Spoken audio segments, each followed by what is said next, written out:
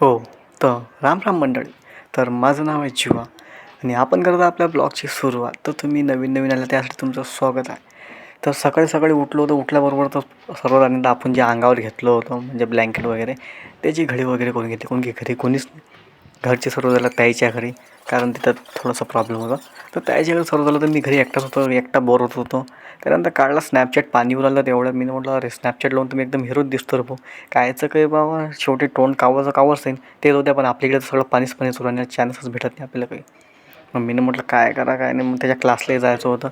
आपली पाण्याची बॉटल दिसत नाही होती. मग शेवटी दिसली पाण्याची बॉटल. हे आपली पाण्याची बॉटल हेच घेऊन आपण जात असतो क्लासला. शेवटी पाण्याची बॉटल दिली टाकून.